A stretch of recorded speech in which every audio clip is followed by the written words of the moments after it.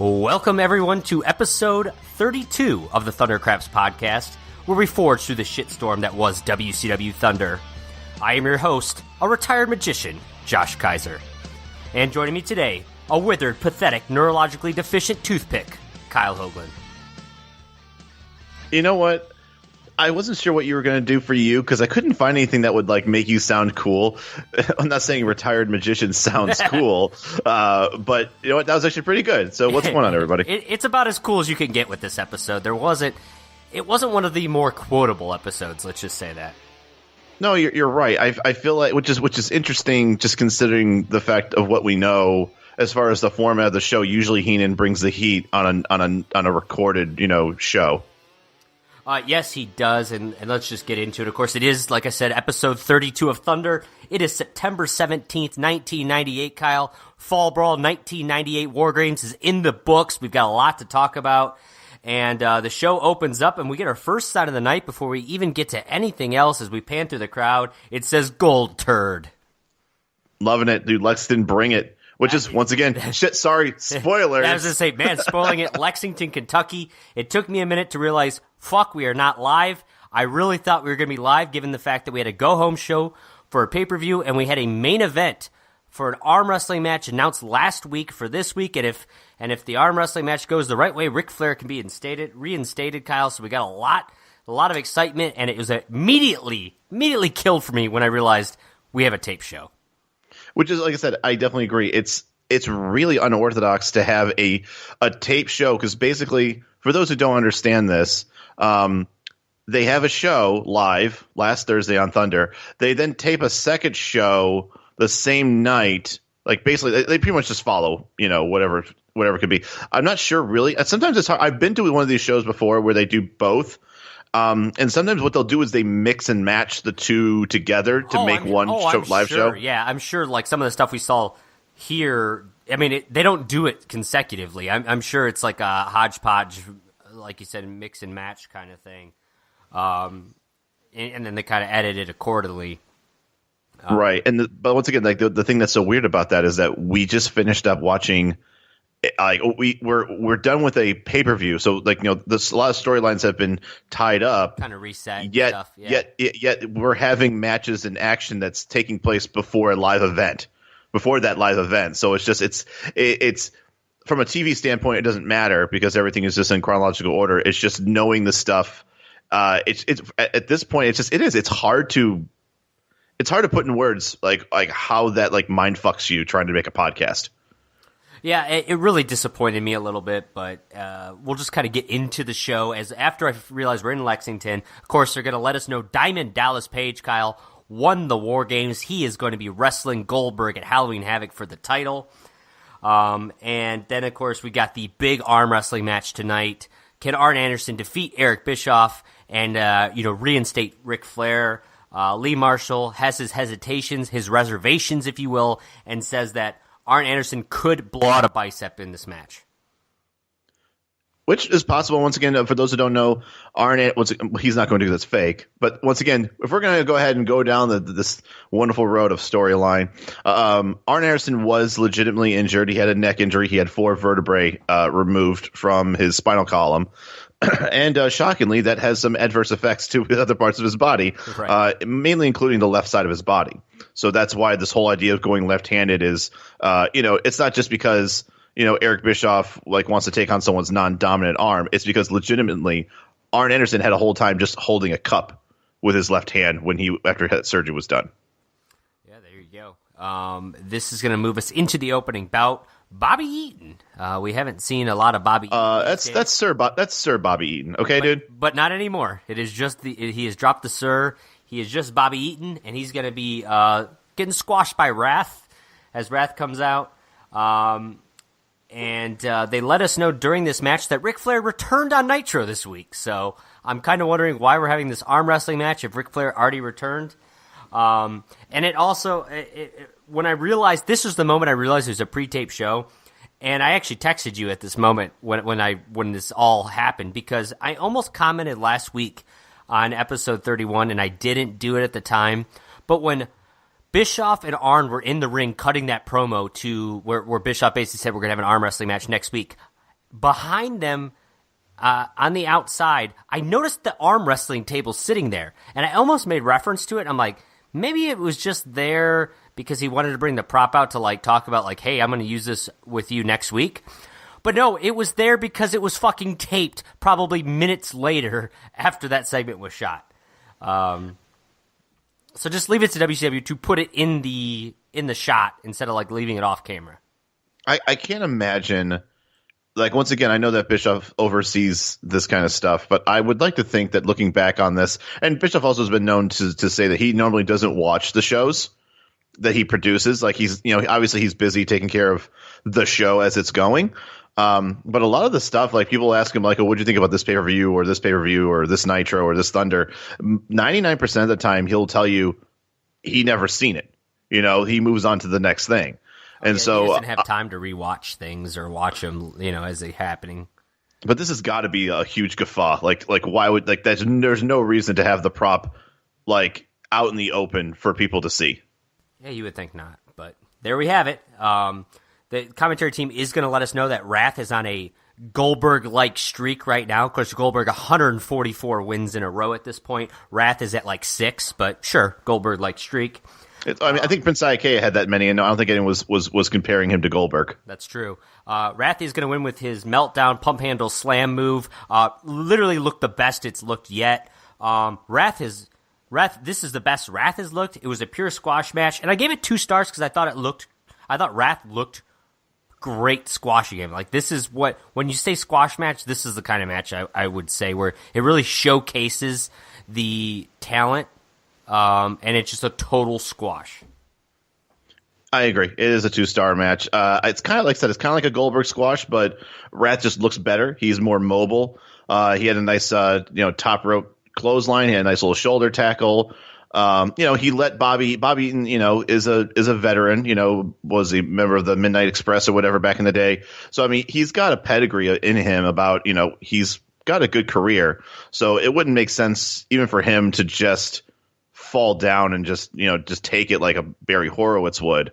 So I mean, he gets a couple of shots in, kind of to show like, hey, you should still respect me. But in the end, Wrath didn't have much of a problem with him. So yeah, I definitely agree with you. This was a very good quality squash match. Really made Wrath look good. I also caught at the beginning of that you said that this is like a Goldberg squash. So I think you agree with commentary that Wrath and Goldberg are like the same at this point. Well, I think the only difference is I think a Wrath squash lasts an extra 40 seconds than a Goldberg squash. That is true. After this match, we get our first of many, many Ric Flair promo shots. Yeah, it's like Ric Flair's coming back or something. Right, yeah, it's almost like Ric Flair's returning as they do quick little promos. It's when I mention them throughout the rest of the show, they're anything. It could be a Ric Flair promo. It could be from the 80s, the 70s, the 90s, last week. Whatever the case might be, there's going to be a lot of them. You know what's weird about that whole idea is that obviously Eric Bischoff's in charge of this TV show and in charge of the production, and yet puts 5 Ric Flair / Horseman, video packages throughout this whole entire show. You would think that was true, that he wouldn't want any of this on the show, but right. Yet for some reason it slipped through his fingers. Hey, sometimes he just can't control it all. Sometimes. We will get a Halloween Havoc promo, the first one, Kyle. So this is the classic one with the gargoyle that's animated. I love this. I as soon as I watched this, I felt like I was 12 again. and of course, Snickers is sponsoring this one.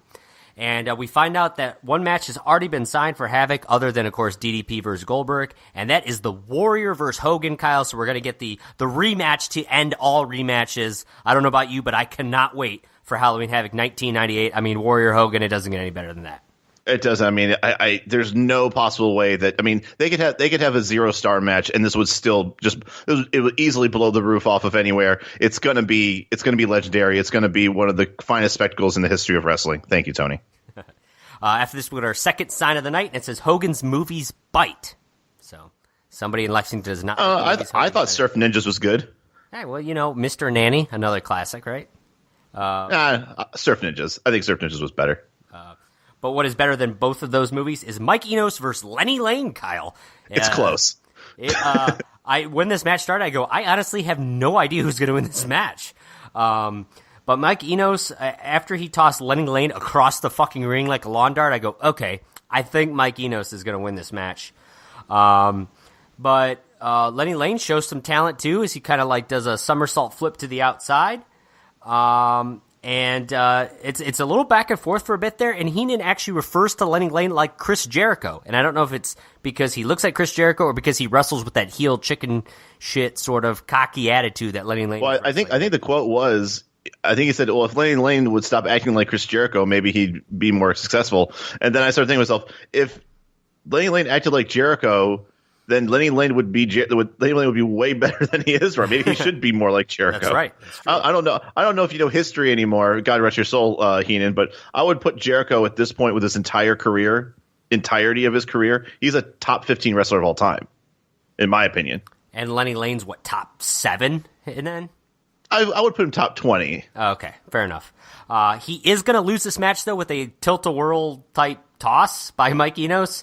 I gave this 2.25 star. Honestly, if Mike Enos had a better finisher, I've probably put this at a 2.5 plus kind of match. I was pleasantly surprised between the two of them, and I thoroughly enjoyed this match. Yeah, I actually thought the exact same thing. I was like, okay, if he does that fallaway slam from the middle rope and like throws him like like he did before, and like he really sends him flying, I would be like, dude, that's actually a cool spot to do that move. But instead he does kind of like this like airplane spin drop, and I just thought to myself like, that's not for you, Mike Enos. Like you and Bryan Adams need to workshop your finishing moves. I also gave this 2.25. Both guys did what they do very well. Mike Enos with a lot of power, because he's basically wrestling a guy who's a borderline cruiserweight, if not a cruiserweight. And Mike Enos is much bigger, able to take advantage of it, showing off his muscles. There was no botches, and I thought the match was decently timed. I think they gave him some time, but not a match where it just kind of dragged out with no actual, didn't drag out and be it was a good uninteresting. Time, for sure. Yeah, when it was time to end, it ended. Yep, absolutely. After this, we get a pre-taped, of course, Mean Gene segment, which is always nice to see Mean Gene here. He's backstage with Buff Bagwell and Scott Steiner, and they were talking about, of course, Rick and Scott had their big match at Fall Brawl, which apparently did not end well. If you remember, Rick Steiner actually chokes Bagwell at one point during the match. Bagwell then feigns his neck injury, so the match is tossed out. Gene basically hinting here that Buff was faking it, and they're saying, no, that was true.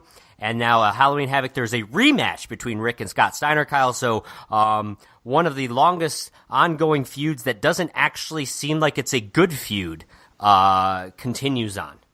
It's the longest feud that hasn't had a match yet. Like they technically were supposed to have a match at Road Wild. It didn't happen.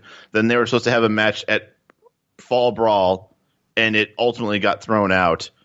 We're talking, they think they broke up in late February. It's now September. So we need a payoff at some point, guys. And it's, I get for a period of time you can have Scott be the chicken shit, like we're going to make excuses not to wrestle, but that has gone on too long at this point. I feel like they've just prolonged this, and I'm all for feud. Like, if I could have a feud that lasts throughout the year, and maybe they take little breaks here and there to kind of feud with somebody else, but there's always that ongoing feud, right? I'm all for it. This is not one of those feuds.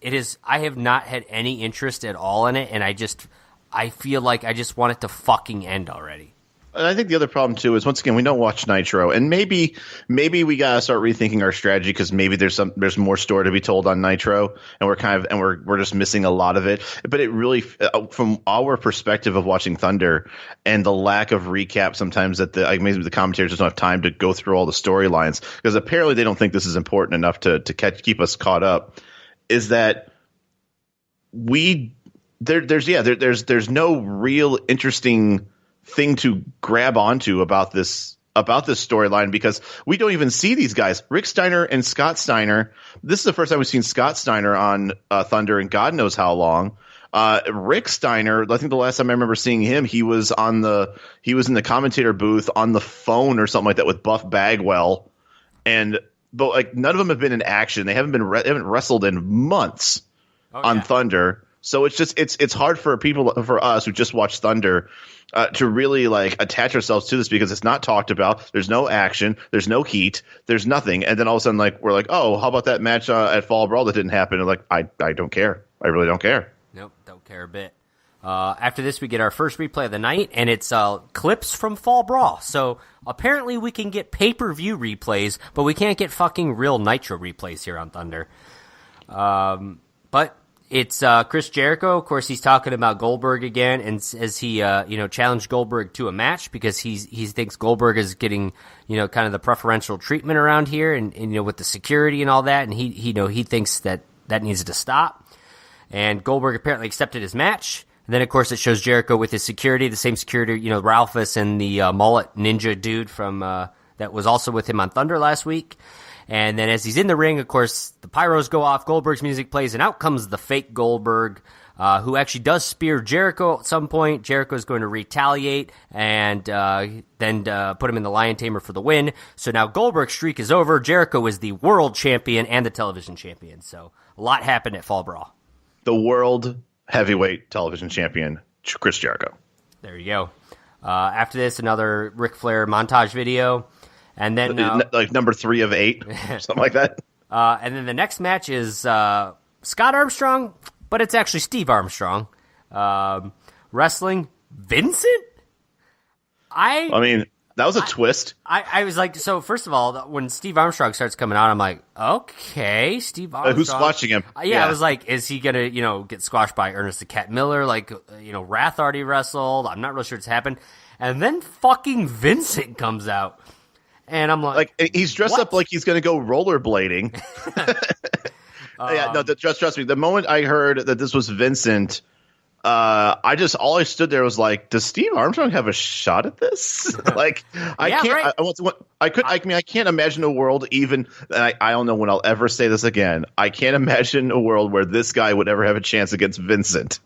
But I'm saying it right now. Well, and I'm sitting here. So then on top of that, I'm trying to figure out what's going to happen. I'm like, maybe Goldberg just comes out and clears house. Like, I'm trying to come up with some reason that two jobbers are going to get cleared out of this ring, right?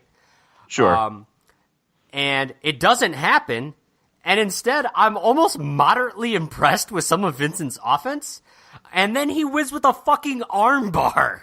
Which, by the way, taking a page out of Chris Jericho's 1001 holds. That's true. I gave this a star and 3/4 because why the fuck not? Vincent won with an armbar cleanly on Thunder.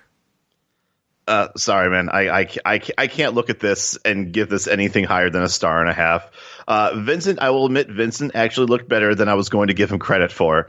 But you're talking about NWO's biggest jobber going over on an even jobbier jobber in Steve Armstrong. This is a complete.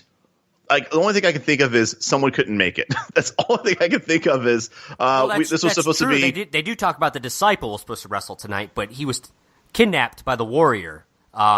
Even though he was in Lexington just not that long ago during the Goldberg match, right? But he was kidnapped.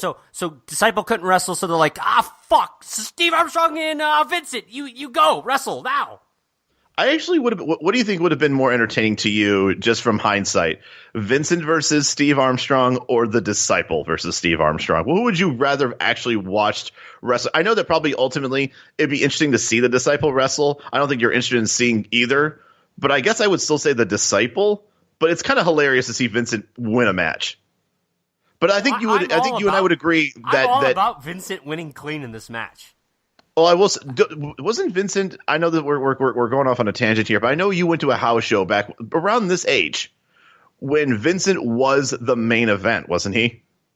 Yeah, I mean, you're when you say house show, I'm talking. It was like a local promotion in a city that, a small city here that nearby where we live in, probably 40 minutes west of Cleveland, where he was the main event. It was him versus fucking.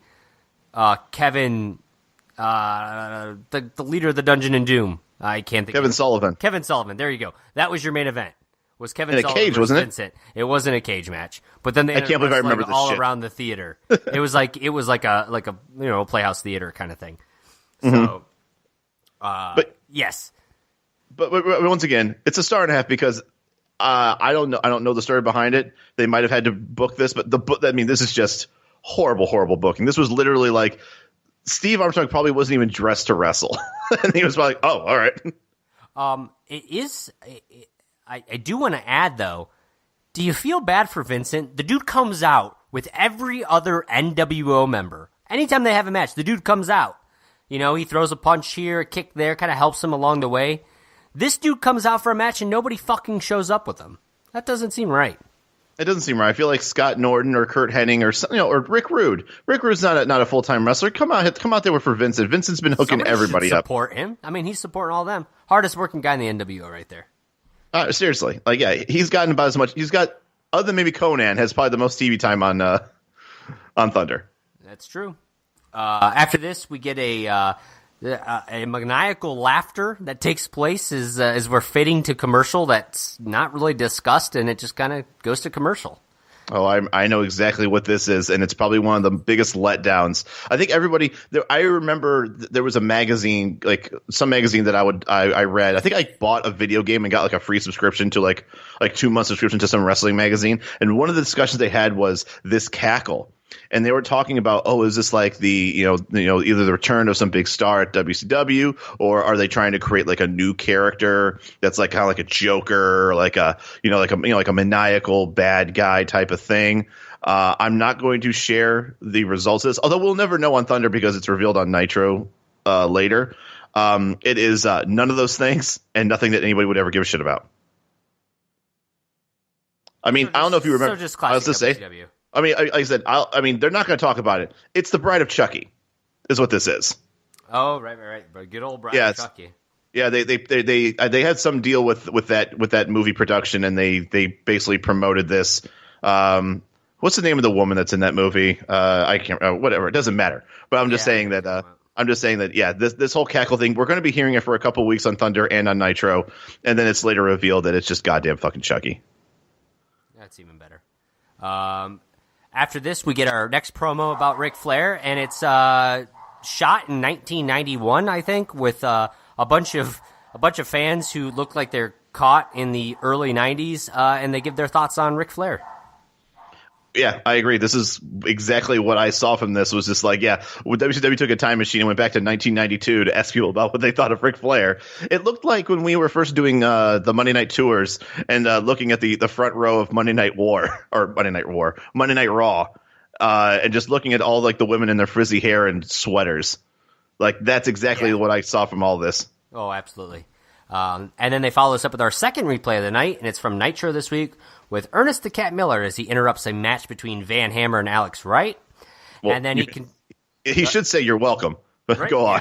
Yeah. He cuts a promo, and then instead about 100 security guards, WCW officials, handcuff him and carry him out, which I feel like is a little over the top. I mean, it's totally over the top. People interfere in matches more than there are clean finishes, and yet no security comes and breaks that up. But all of a sudden, Ernest the Cat Miller decides that he wants to kick Van Hammer in the face once, and then gets in the ring to cut a promo, and they have to bring in 8 guards to bring him out. Like, I'm sorry, like that. Once again, I'm not trying to pull the race card here, but I'm just saying that seems a little bullshit, guys. Yeah, but that's what happens when you can kill a man in 3 seconds. They can't take any chances. That's true. And also I laughed, too, that they handcuffed him, but they handcuffed him in the front. He's a 3-time karate champion, and you don't handcuff a 3-time karate champion with the hands in the front. That totally, like, there's no reason for that. Like, the whole point of handcuffs is you handcuff them from the back so they can't move their arms. He easily could, like, elbow everybody with how they handcuffed him. I'm just saying, I don't know why I look at this stuff and complain, but I'm like, man, they should have shackled his legs and feet together because, I mean, those things are lethal weapons down there. Dude, all right. First of all, 2019 that wouldn't have gone over at all. Well, but that's true. Maybe 98 that would have been okay, but not now. After this, we get our Saturday night promo. They're gonna let us know it's a 2-hour special with a main event: Stevie Ray versus Jim the Anvil Neidhart. So I apologize. Dude, good for Stevie Ray. He's continuing his streak. He is, but man, that's a rough main event. And then they're going to take a look at Piper and also a look at Ric Flair's return. So we got another thing about Ric Flair returning here. And then we move to our next match of the night. A man who has less wins than Vincent, Rick Fuller. But he's come so close so many times. Hey, he's a former number one contender for the world title. That's true. He will be wrestling Ernest the Cat Miller, the one that we just were talking about. Of course, the Cat's going to come out, cut a promo, and say he can kill a man in 3 seconds. So he's going to turn his back to Rick Fuller, and give him 3 seconds to leave the ring, which Fuller basically says he's not going to do because he taps him on the shoulder, turns him back around. That's when he tells him the Cat says, he's a big boy, he's going to be in trouble. And he's pretty much going to squash this match and eventually win with the feliner. But Rick Fuller, the big stories here is Rick Fuller continues to get so close to winning matches as the commentary team continues to let us know. And Lee Marshall tries to come up with referencing every move and action that takes place in this match, as in how it how it relates to karate. Like, he goes to grab a chair, and it's like, that's not something I would do in karate. And then he would do something else like, that is not something that happens in karate. So, classically Marshall. I gave the match 2 stars. I thought this match was somewhere between a star and 3/4 and 2, so I kind of rounded up because I feel bad for Rick Fuller. What I think is funny, too, is that you would have to think that this is the first match that went on with Rick Fuller, and then later in the night was Goldberg and Rick Fuller. I can't imagine Rick Fuller getting the jackhammer and then having to pretend like nothing happened and then coming out and wrestling the Cat Miller later on. I also gave this 2 stars. Nothing fantastic. I'm just laughing to myself about the hype the commentary team keeps giving Fuller as he loses over and over and over. I think Keen even said something like Rick Fuller's only a couple of matches away from becoming a star. And yet, Lexington got to watch Rick Fuller lose twice in one night.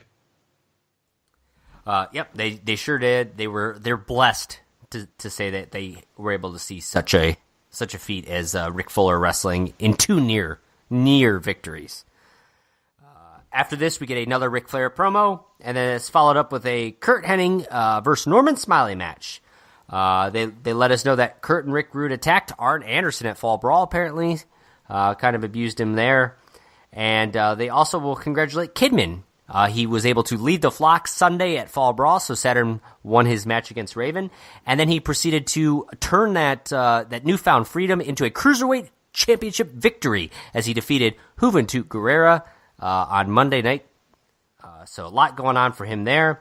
And as for this match itself, Kurt Hennig does his apparently Kurt Hennig-like match that we've been seeing where he works the leg a lot. And then eventually wins with the Henningplex. I gave the match a star 3/4 because I can't say I enjoyed this match more than I enjoyed the last match because I didn't. It's true. I think the thing that this match was missing was a colorful character that was like, whether he's a heel or a face, he's someone that is at least somewhat entertaining right now in the Cat. I also gave this a star 3/4. I felt like the match never really took off. Very basic formula, especially if you've been watching Kurt Hennig's matches lately. It's, work the leg, work the leg, work the leg. Norman with some offense, which I think Hennig wasn't ready for, or just Hennig didn't know how to respond to it, because it looked okay, but I just feel like Hennig is just not used to working that style of a match, at least not lately. But once again, it wasn't nearly enough to make him look like anything but a scrub to Kurt Hennig, because he just lost pretty quickly in this match. Yeah, he did. And then, of course, after this match, we get a Ric Flair and 4 Horsemen promo. I kid you not. Take a drink. And then we get what I thought on many Nitros could have been your main event. It's a tag team match. You get Stevie Ray, and that's why I thought it might be your main event, because you get the main event talent of Stevie Ray tagging up with Scott Hall, accompanied to the ring by Vincent, because he supports his fellow NWO members, wrestling Kevin Nash and Conan. Scott Hall, of course, you're going to play off the story here that Scott Hall is drunk. He's going to do his little survey time, and then the Wolfpack's going to come out, and they're going to do their Wolfpack things. And man, Lexington is Wolfpack country. They are all about the Wolfpack here. Thunder is also Wolfpack country, because Wolfpack got the main event pyro as well, it felt like. That is true, they did. Heenan, they talk about what Bout It is, and Heenan's going to explain it, and fuck you, WWE Network. You just muted the entire thing, so I don't know what Heenan described it as. All I know is when they finally unmuted it, they start talking about rap music. which really bums me out because all I can think of is like, what in the world could Heenan have said? Because I want to know. Like, I scoured the internet. I could not find it. I mean, once again, I don't know how many times, how many search results you have of Heenan explains Bout It Thunder search results. Unfortunately, there really wasn't anything I can sink my teeth into. But oh my god, just if only we can get on an actual time machine. If WCW was able to ask those 92, 93 men and women about Ric Flair, I think we can also use the same thing to find out what kind of racist bullshit Heenan just said. Yeah, I would love to know exactly what it was. And you're right, it probably was something racist because I don't know why else they would cut it out. As for this match, I kind of wish they would have cut it all out because it just dragged on. Kevin Nash is never tagged in, and it's mostly Conan and Scott Hall. Hall kind of telling the story that he's apparently drunk, stumbling around. He's kind of out of it, acts like he's going to vomit a few times, takes a few sips of what they originally were calling a latte or coffee, but then later Vincent smells it and is disgusted with what it smells like. Nash is disgusted with Hall. Stevie Ray is upset at Hall. Everybody seems to be mad at Scott Hall.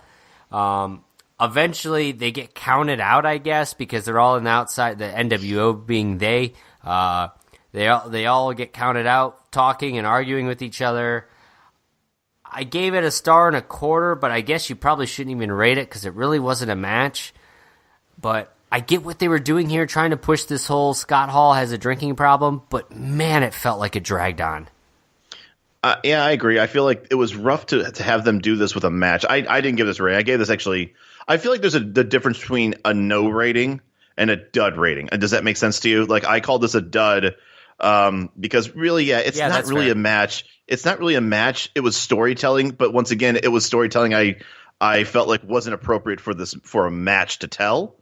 Or at least if they're gonna do it, I think it would have been. Don't make it in a sense where it's really hard to further this kind of storyline on TV with a crowd that's just there to want to watch wrestling. They're not paying attention to, everything about what's going on with Hall. I think there's a lot of confusion. Like, a lot of people are like, what the fuck's going on? And it just ends up being like, you're not going to get a positive. I'm not saying positive like cheering. I'm just saying like a positive reaction or response from the crowd saying like, oh wow, I wonder how is Scott Hall okay or whatever. It's like, I think that's what they were trying to get, was that there really is something wrong with Scott Hall, and the whole crowd is supposed to kind of be like, oh wow, this is real.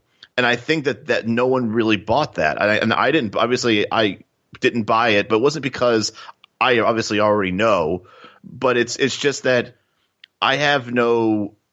They didn't tell us broadly enough and with enough brightness to really showcase that. It just looked like Scott Hall was being weird, and then it was just really slow. It's almost like they needed to highlight it more, but not in a sense that makes the match drag out and look like shit. So, and I also didn't like the fact that we never saw Nash got a paycheck, didn't have to fucking do shit. And that's why, like I said, I don't really consider this a wrestling match. It was more like a storyline of watching Kevin Nash watch his best buddy ruin his life. That's really what this whole thing was supposed to be about. Yep, yeah. It was just, I don't know, rough to watch all around. After this match, we get our third replay of the night, and it's Kurt Hennig turning on the Four Horsemen at War Games last year. Oh, it's a Horseman promo? That's weird. And then we get our fourth replay of the night, and this is from Nitro. This is the return of Ric Flair. Very famous segment here.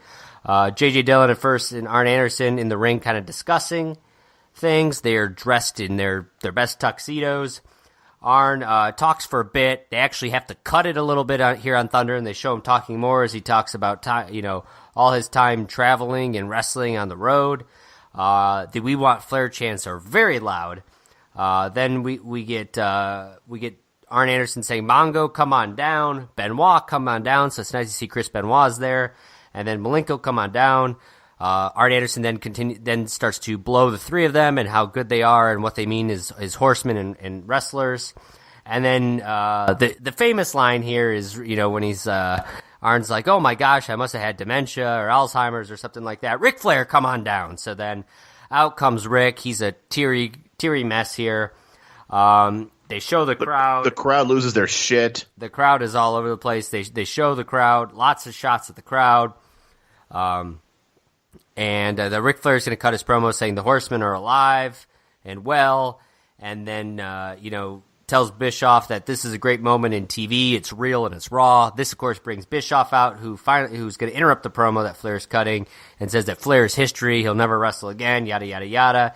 And Flair's going to say Bischoff is abusing his power. So, if you saw Nitro a couple days ago, you just watched almost the entire promo again here. It was a large amount of this show. Yes, it was. Yeah.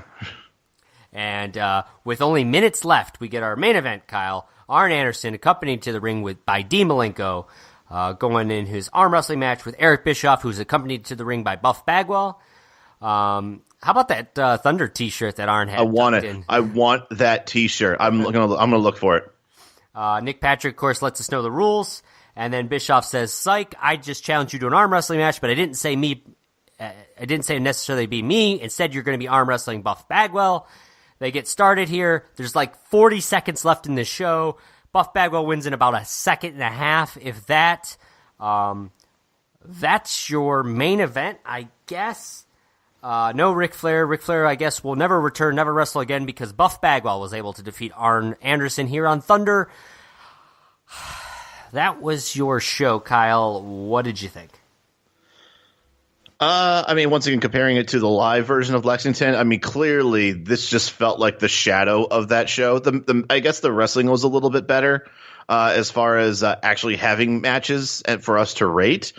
But even so, they weren't fantastic. They really weren't telling a story. Once again, more of the story was being told on the other side. I think I talked about last week about the triangle, the three corners of a good TV show for wrestling. And you got your entertainment, you got your wrestling quality, and you've got the storylines being driven. And I feel like none of them were really touched on this one. Maybe a little bit of the story, but really the only story that was kind of told was what was being recapped and just a reminder of the return of Ric Flair, which is, once again, that's not being told in the ring. I feel like the Scott Hall thing is not told enough on Thunder for me to really, sink my teeth into. And what the fuck was that as far as just Bagwell just winning in 1 second? I understand that in reality, that's what's going to happen. I get it. I really do.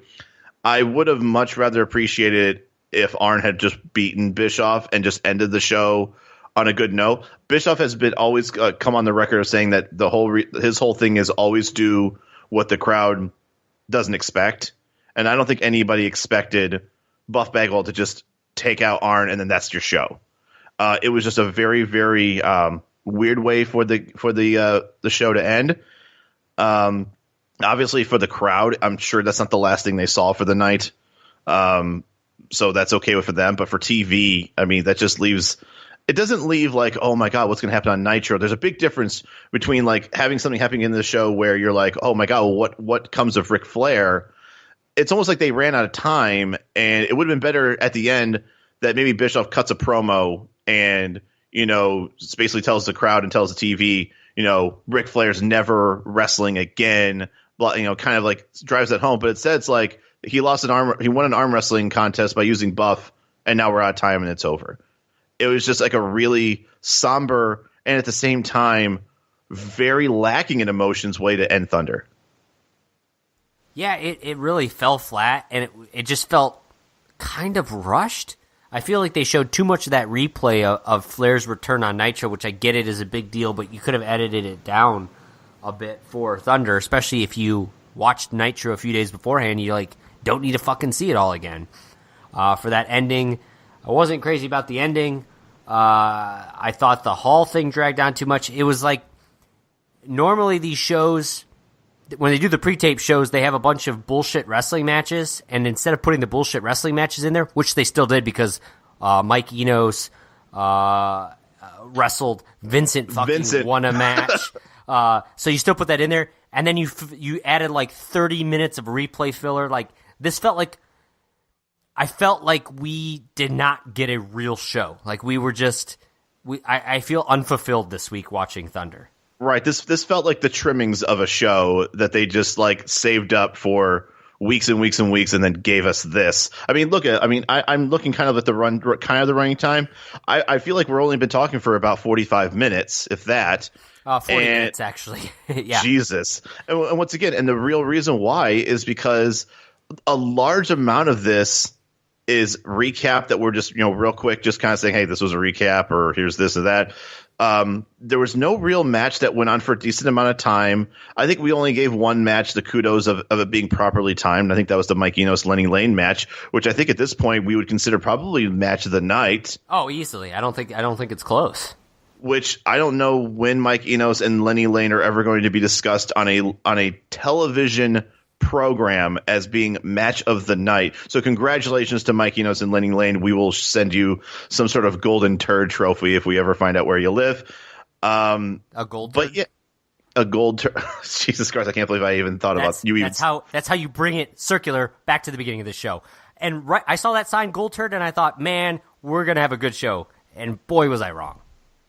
Well, and I think the one thing that really makes this even more of a bummer is that it's in Lexington, where they basically just front loaded, as far as the television production is concerned, they front loaded the ever living shit out of the first Lexington show, and then, like I said, it was like the rest of this was just like a passing fart. Sure, we saw some big hitters, and by that I mean we saw Kevin Nash standing on the apron and watching. But other than that, there really was nothing to get excited about. I don't think we had a single champion on this particular show.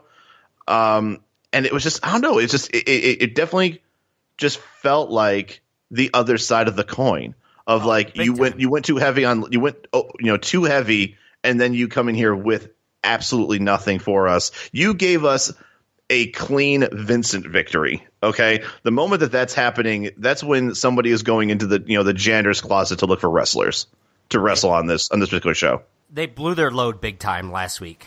So Lexington overall, you got a better, you're not Peoria. You didn't get the Peoria treatment. So consider yourselves lucky.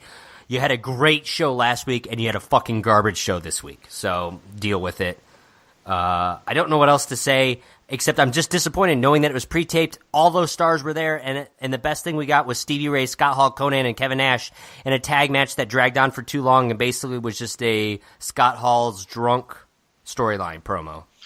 And even worse, this is a preemptive show, and even the commentary just felt like, they didn't bring it. And they were, for the most part, they were in a booth just going over this stuff. Like, they had time to go over the footage and really hit what they wanted to talk about. Even I wasn't really that embraced with what they were talking about, and there wasn't a lot of good commentary either.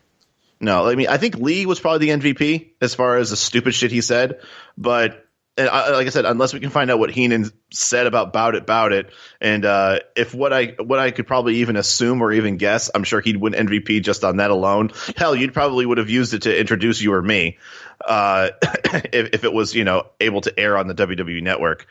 But yeah, I can't really think of one shining part of this show, and that's really a shame. Because once again, and maybe the only thing I can think of, maybe that's what's happening when you do a live show and you tape a show, is that, and they've talked about this in the past with WCW and in particularly Thunder, especially with the excuse me, the creation of this show. The one thing that I think Bishop was scared of was kind of thinning and overworking your talent. And so here's what you'll see here. You have a double show from one night. Obviously, you got Rick Fuller, putting in 2 matches. I think you got Wrath in 2 technically matches, but I'm not saying that those are the guys you do want to double work. What I mean, I get that. But yeah, when you have that, if you just had a live show in Lexington and then the very next week you're at another show, that might create a better quality. Because you're having the same people going out to a different crowd. The people usually, I don't think people are going to want to see DDP cut a promo in Lexington and then DDP cut a promo in Lexington again on a second show on Thunder. Does that make sense? Yeah, no, I know what you're saying. I don't know. Overall, though, I don't like that we have the back-to-back episodes, and I hope this isn't a trend going forward, but I feel like it might happen more often than not. But that is our show this week. Again, it's a little short, but that's because we had a lot of recaps, so we didn't have a lot to discuss. But if you haven't yet subscribed to us, go do that. We're on all your listening devices. Leave us a review. Let us know how we're doing. And feel free to give us a follow on Twitter at thundercraps.com. And if you happen to find an audio clip, a written transcript, that's the word I wanted to think of, what Bobby Heenan said and how he described about it, please send it out to us. We're really curious about it. And then, of course, you can always go to thundercraps.com for all of our previous episodes and all that good stuff there. So go check out Thunder 33. That is the September 24th, 1998 episode. We will watch it, we will review it, and we will be back next week. For Kyle Hoagland, I am Josh Kaiser, and we will see you next time on the Thundercraps podcast. We are boutingly out of time. See ya.